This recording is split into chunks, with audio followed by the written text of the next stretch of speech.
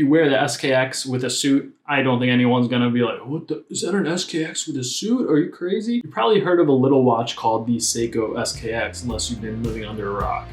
It recently got discontinued in 2019, but is it still worth it?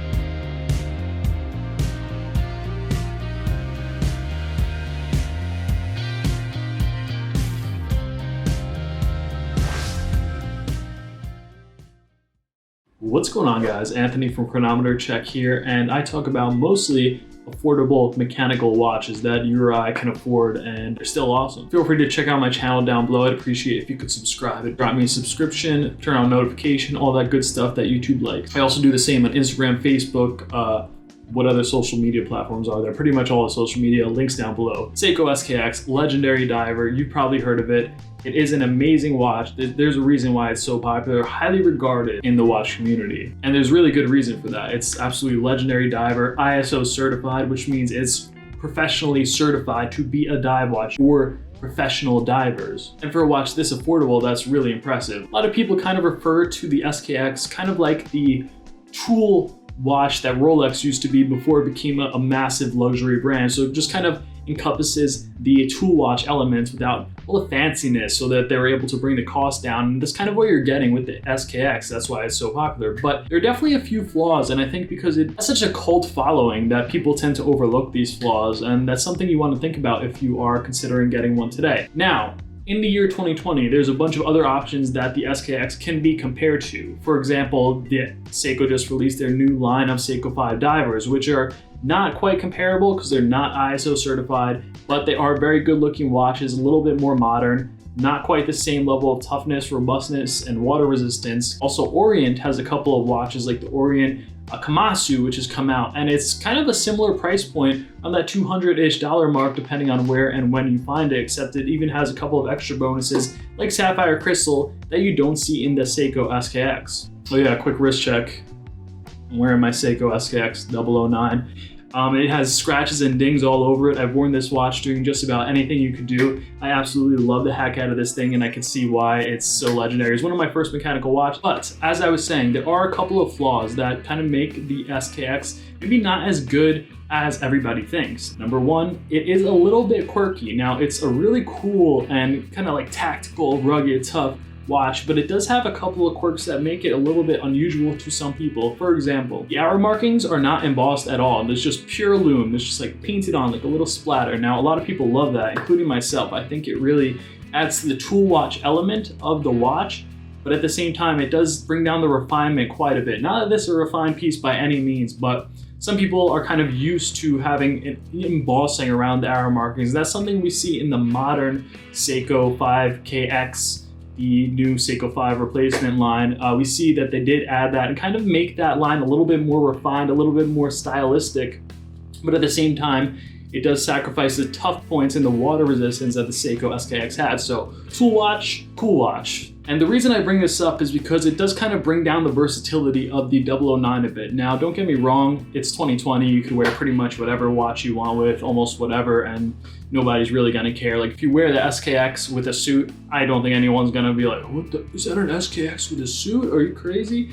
But if you're really into style, you know, it's not traditionally something you might match with a very formal outfit. Whereas maybe the new 5KX divers might be a little bit more suited towards that. Another thing about the Seiko SKX, this is notorious about this watch in particular. There are unfortunately a couple of things that Seiko, I guess, kind of overlooked when they produced a bunch of these from the factory, and there was a bunch of quality control issues, and anytime someone got a Seiko SKX, that was one of the things that they had to look for.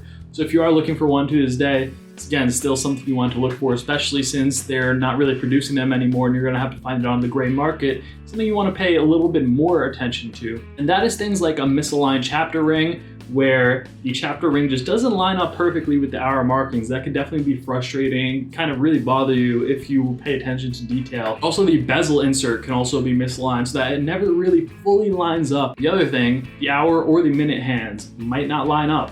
Why? Why, Seiko? Such a great watch, why? Good news is most people won't really notice this in their day-to-day, but if you're a watch geek like you or me probably are, if you're watching this video, these are the kinds of things that you pay attention to and that you want to make sure are correct when you spend your money. So the next thing is the unconventional crown position. Now, some people either love this or hate this, and I'll tell you which boat I am in a second, but the crown on a watch is usually at the 3 o'clock position, all the way on the right-hand side, just right there. That's typically where you'll find the crown on the watch. Now, on the Seiko, most of the Seiko 5s and some of the Seiko divers like the Seiko SKX, etc., they do put the crown on the 4 o'clock position. Now, personally, I love this. I think it makes the watch just a little bit more comfortable on your wrist.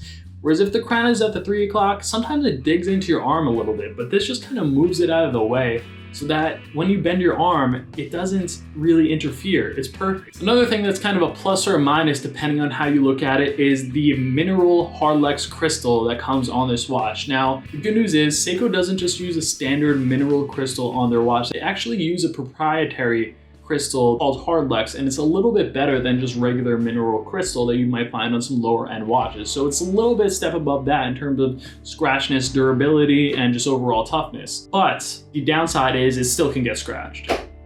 Now, the reason you actually might want mineral or Hardlex over, say, sapphire crystal like we see on new, more modern watches such as on the Orient Komatsu line and etc. The reason you want the Hardlex or the mineral crystal is because it won't shatter. If it breaks, it usually doesn't shatter. It's less dangerous. For example, if you're in like an athletic activity or you're diving, if it shatters, you don't have to worry about the sapphire glass cutting you. Whereas sapphire glass, much more scratch resistant. So great, kind of everyday weekend watch, etc. You're not gonna see scratches as much. So it's not gonna show the wear and tear. But if it were to shatter, if you were to somehow, I don't know what you would do that it would shatter a sapphire crystal. Honestly, never had it happen to me, but it could potentially shatter, and because it's glass, could potentially be dangerous. Another thing that people tend to complain about the SKX is the flimsy Jubilee bracelet that it comes on. Now, personally, I'm a fan. I love it. I kind of fell in love with it. I actually, on my first SKX, I hated it at first, and then I bought the strap code Jubilee bracelet, which ended up being much more durable and robust. But then when I bought the SKX for the second time, I'm like, why did I even spend the money on this? The bracelet is fine. I just kind of bought it because everyone was complaining about it, and I kind of wanted to see what the hype was with strap code bracelet. Strap code bracelet is much more durable and sturdy, absolutely, much more solid. But Seiko SKX bracelet, for what it is, extremely light and comfortable. It kind of balances out the watch perfectly with the weight, and I don't think you really need to upgrade unless you just really want to. Another thing is it is a very thick watch. So a lot of divers, yes, they tend to be thicker than their kind of dress watch counterparts, but this watch in particular is a very chunky and beefy boy. Going back to what I was saying about not being able to wear it with a suit, it's not gonna fit very well under a cuff. That's one thing that you definitely do need to consider. And just overall, it's a very chunky piece. Now, the good news is Seiko kind of compensated for this a little bit by curving the lugs nicely and having a very condensed lug to lug. So it does fit nicely on your wrist regardless, but it does kind of stand tall on your wrist because of the thickness. And finally, the last reason that you might not want to get the Seiko SKX in 2020 is because of all the other options available. Maybe you don't really care about having an ISO certified dive watch. Maybe you're never gonna go diving in it anyway, and maybe the 100-meter water resistance of the new 5KX line might be fine for you. Maybe you just need 100-meter water resistance for swimming and showering, washing your hands, things like that. And then of course you do have the other alternatives, like for example, the Orient Komatsu, the Orient Ray, Orient Mako, that do have 200-meter water resistance anyway. They are not ISO certified, so not professionally rated, but still really, really good watches with 200 meters of water resistance that you could definitely swim and dive with, not a problem. And because these watches are roughly around $200, if something were to happen to a worst case scenario, it's not like you're out that much. If you did enjoy this video, it would really mean a lot to me if you could leave a like and a comment down below, because YouTube loves that shenanigans. If you want to see more ramblings about affordable watches, feel free to subscribe to the channel, check out my social media, Instagram, and we have a Facebook page. Put the link down below. Thanks for watching, guys. Until next time.